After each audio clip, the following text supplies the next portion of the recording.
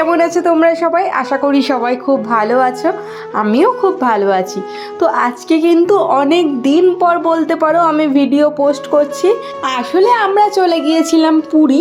তো এটা কিন্তু আমরা যেদিন পুরী গিয়েছিলাম সেই দিনেরই ভিডিও। আর পুরী পৌঁছানোর পরে ভিডিও এডিটিং করে ভয়েস ওভার দেওয়াটা কিন্তু খুব একটা সম্ভব ছিল না। ওই কারণেই কিন্তু মাঝে কটা দিন আমি ভিডিও পোস্টই করতে পারিনি। যেহেতু আমরা অনেক দিনের জন্য চলে যাচ্ছি, ওই কারণে কিন্তু আমার গাছগুলোর চিন্তায় সকাল থেকে মাথায় ঘুরে বেড়াচ্ছে। তো সকাল সকাল সমস্ত কাজবাজ কমপ্লিট করে আজকে পড়েছি গাছবাজ নিয়ে। তো সমস্ত গাছগুলোকে কিন্তু আমি এই নিচের ছাদে নিয়ে এসেছি। আর এখানে যেহেতু একটি তিরপল টানানো আছে, ওই কারণে এখানে কিন্তু খুব একটা রোদ পড়ে না। আর সমস্ত গাছের তলায় কিন্তু আমি একটা করে পাত্র দিয়ে দিয়েছি এবং তার মধ্যে ভর্তি ভর্তি করে জল দিয়ে দিয়েছি। তো আমরা অনেক দিন থাকবো না, ওই কারণে যাতে গাছগুলো শুকিয়ে পুরোপুরি মরে না যায়, ওই কারণেই কিন্তু এই কাজটা করা। তো অনেকেই হয়তো আমাকে থেকে পাগল ছাগল মনে করতে পারো, কিন্তু যারা গাছ পছন্দ করে, গাছ ভালোবাসে, তারাই জানে গাছের মায়াটা আসলে কি। তো দেখো আমি কিন্তু ঘরের যত রকম বাসনপত্র যা যা কিছু ছিল আমি সমস্ত কিছুই কিন্তু এখানে ব্যবহার করে নিয়েছি। হ্যাঁ, তবে এতদিন ধরে গোড়ায় জল জমে থাকার কারণে কিন্তু গাছের গোড়া পচে যাওয়ারও একটা চান্স আছে। তবু একেবারে শুকিয়ে যাওয়ার ছাড়া কিন্তু এটা অনেকটাই শ্রেয়।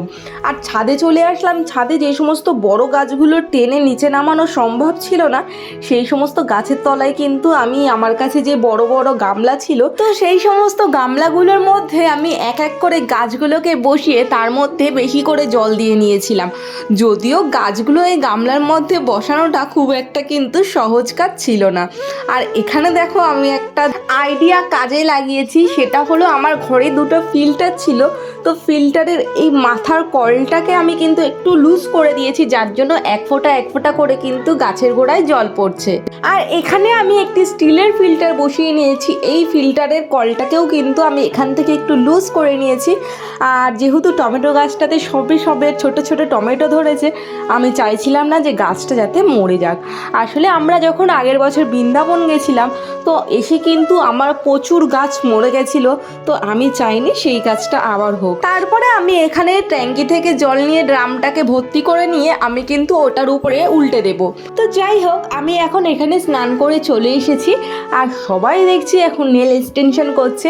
আমারও খুব ইচ্ছা করে, কিন্তু ইচ্ছা থাকলে উপায় নেই, কারণ না আছে আমার কাছে অত টাকা, না আছে আমার কাছে অত সময়, বা না আমি অতদিন ধরে নখগুলোকে টিকিয়ে রাখতে পারবো।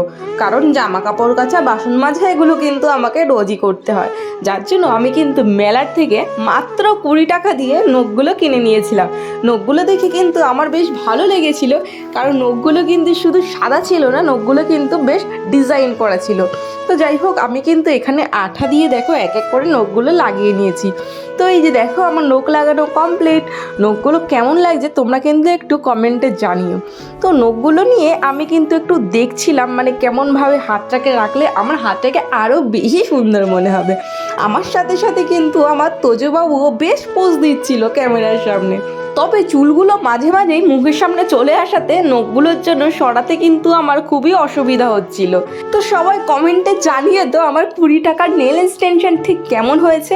আমার কাছে কিন্তু হাতগুলো বেশ ভালোই লাগছিল। তবে আমি একটা কথা চিন্তা করছিলাম, আমার যদি কোনো জায়গায় চুলকায় তো আমি কি নখগুলো দিয়ে চুলকাতে পারবো? তো যাই হোক, সময় চলে আসলো আমাদের কিন্তু বেরিয়ে যাওয়ার। কিন্তু আমাদের এই সময় অবধিও কিন্তু টিকিট কনফার্ম হয়নি। তো তোমাদের দাদাভাই কিন্তু লাস্ট ফিনিশিং একবার টিকিটটাকে চেক করে নিচ্ছে যে আমাদের টিকিটগুলো কনফার্ম হলো কি না। তো হঠাৎ করেই বললো কিন্তু আমাদের টিকিট কনফার্ম হয়ে গেছে।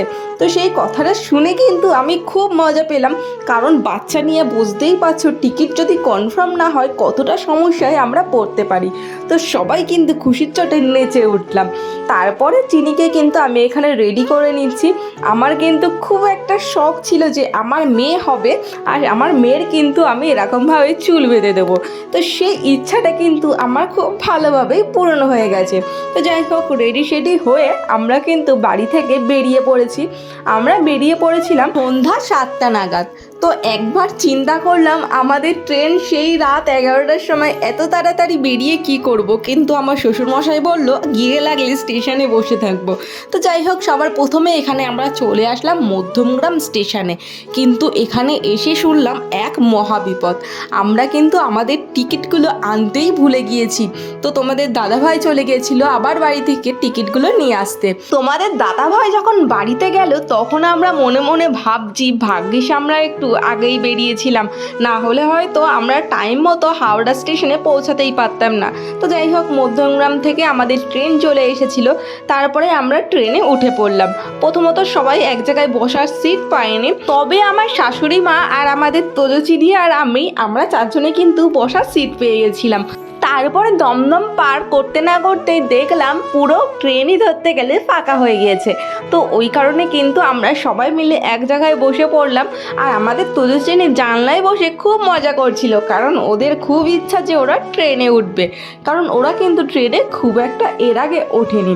তো যাই হোক, ট্রেন থেকে নেবে মানে শিয়ালদা স্টেশনে নেবে, ওখান থেকে আমরা একটু উবের করে নিলাম এবং উবেরে করে আমরা এখন চলে যাচ্ছি হাওড়া স্টেশনে। তবে আমাদের সবার মনেই কিন্তু একটা ভয় কাজ করছিল, সেটা হচ্ছে আমরা সময় মতো ট্রেনটা পাবো কি না।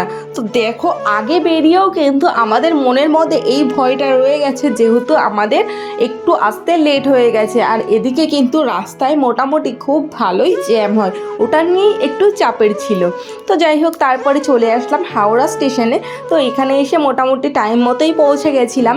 আর আসার পরে দেখলাম ট্রেন এখনও দেয়নি, তো যার জন্য আমরা কিন্তু এখানে শান্তিতে একটুখানি বসেছিলাম। যতক্ষণ না হাওড়া পৌঁছাতে পারছিলাম ততক্ষণ কিন্তু আমাদের মনের মধ্যে একটি ভয় কাজ করছিল।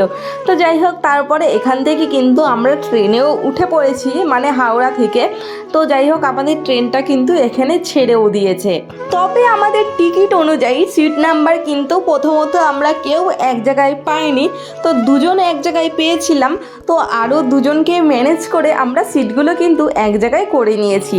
আর আমরা বাড়ি থেকে কিন্তু টিফিন নিয়ে এসেছিলাম, সেটা হচ্ছে আলুর দম আর লুচি, কারণ রাতে মোটামুটি একটু ভারী খাবার না খেলে কিন্তু থাকা যায় না। তো চলো, আজকের ভিডিওটা তাহলে এখানেই শেষ করছি। পুরী পৌঁছানোর ভিডিও কিন্তু আমি কালকে শেয়ার করব। তো চলো, আজকের জন্য তাহলে টাটা, সবাই ভালো থেকে সুস্থ থেকো। ভিডিওটি ভালো লাগলে অবশ্যই একটু লাইক শেয়ার কমেন্ট করে দিও। যারা এখনও অবধি চ্যানেলটি সাবস্ক্রাইব করনি তারা সাবস্ক্রাইব করে দিও। Bye bye.